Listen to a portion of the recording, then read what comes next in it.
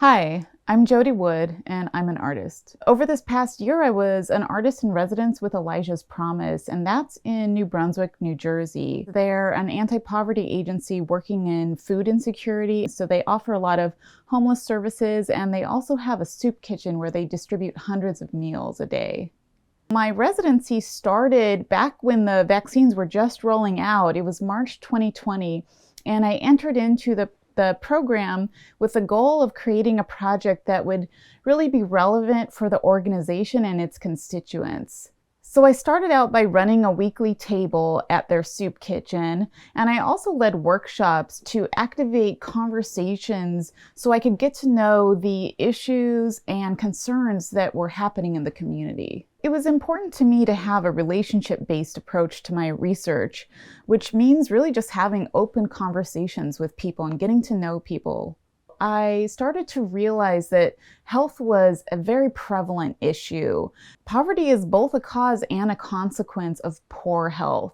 So there was a lot of overlap between struggling with health concerns and struggling with poverty. I heard many stories about crippling medical debt, experiences in hospitals where doctors would be very dismissive. Even though health was such a daily concern for most everybody I talked to, there was also this avoidance of wanting to go into the hospital. So that led me to my first research question, which was, why are people distrusting the healthcare system? And I feel really bad that sometimes I don't even want to go to the hospital anymore because, I'm getting tired, and I'm not getting the right treatment.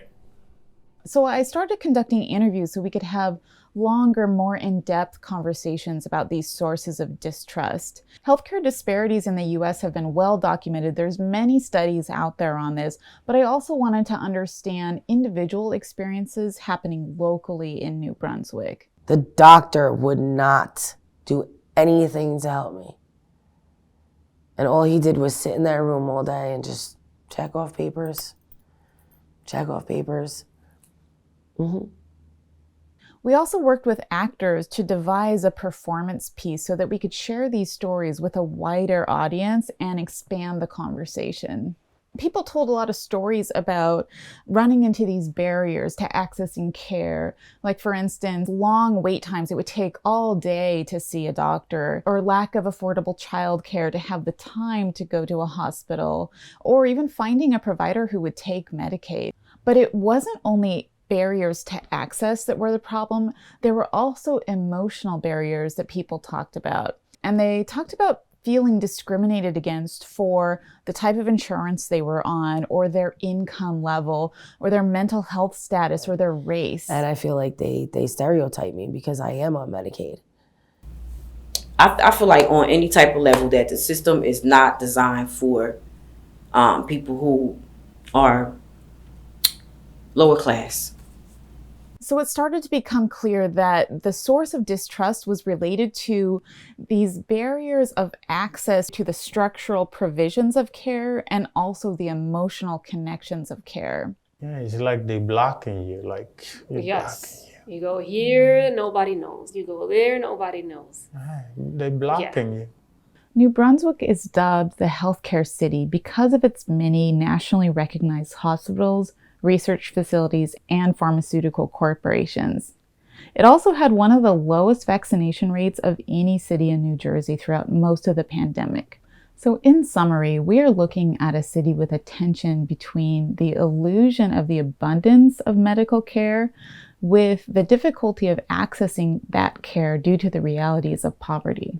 I started to formulate a second research question. If people were avoiding hospitals, if they weren't going in and seeking treatment, what were they doing instead to take care of themselves? I started to collect information about home remedies that people were using to treat their own ailments. And a lot of these remedies came from family or traditional and cultural knowledge. Like, for instance, using yerba buena tea to cure a cold, or rubbing argan oil into your scalp to promote hair growth. There were also a lot of remedies that spoke to this avoidance of healthcare. For instance, there was one man who talked to me about hating hospitals so much that he said whenever he felt sick, he would just take sleeping pills and go to sleep, hoping he would feel better in the morning so he wouldn't have to go into the hospital. There was also a remedy for high blood pressure where somebody would boil all their food before they ate it to leach the salt content out so that it wouldn't spike their blood pressure. And they did this because they couldn't afford the over-the-counter medicine that they needed. There was also someone who suggested blending your food before you eat it as a remedy for gum pain. So, health concerns like diabetes or high blood pressure and mental health were recurring concerns with the people I spoke with. And there were also remedies for loneliness and emotional health. So I compiled all of these remedies and I created Social Pharmacy, which was a traveling medicine kit full of home remedies. I would invite people to take a remedy with them and contribute a new recipe for the project on an ongoing basis. So through this process of exchange, your individual health becomes part of a collective performance in a way. And you're not only just thinking about your own health, you're trying to share your self-care remedies with your community.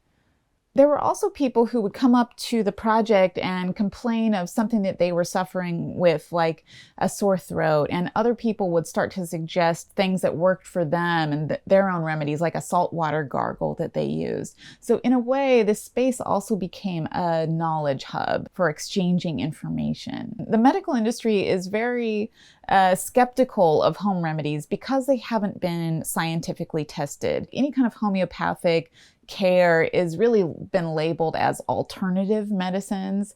And the problem with this approach is that skepticism really further alienates people. So as a final research question, I wanted to address this alienation, and I started to ask myself, how can we reduce the alienation that exists in healthcare? And at the same time, I was coming to Sweden, interviewing people there in rural areas about their health regimens, and ended up creating a space for home remedy exchanges. So it's a space that visitors are invited to come into. You'll see objects that represent different health regimens that are based on emotional, physical, mental health, just a broad range of interconnectedness of health. You can take an object with you, and then in exchange, you're invited to leave a recipe for your own health regimen. So that looks different in New Jersey. It's a kind of a fold out mobile carrying case. And in Sweden, it's more of a structure, a pharmacy looking structure. And then there's also, to complement that centerpiece, there's photographs of that structure you'll see in remote spaces. There's also a video installation where I was working with people who were not accessing healthcare in New Jersey to tell their stories. Also have an installation of data portraits of hospitals trying to locate the systemic causes of alienation within hospital systems through these data portraits. So there's various pieces in the show, but that's just a quick explainer. The artist Joseph Boys says, if you cut your finger with a knife, bandage the knife, not the wound. If we really want communities to trust our healthcare systems, we first need to make our systems accessible and equitable. When healthcare systems resist scrutiny from outsiders and non-experts, they actually might be closing down an understanding of certain facets of their system that aren't seen or addressed internally. And it's also important for us to engage with and understand these systems that are supposed to be serving the public good. The relationship between patients and healthcare systems is in crisis, and art can't single-handedly fix these problems, but artists are really good at bringing up new perspectives about social problems so they could be seen differently by their stakeholders. An art project like Social Pharmacy isn't going to be able to solve our healthcare problems, but it can bring up conversations about anxieties and alienation within the system by bringing us back to the importance of relational care and community care.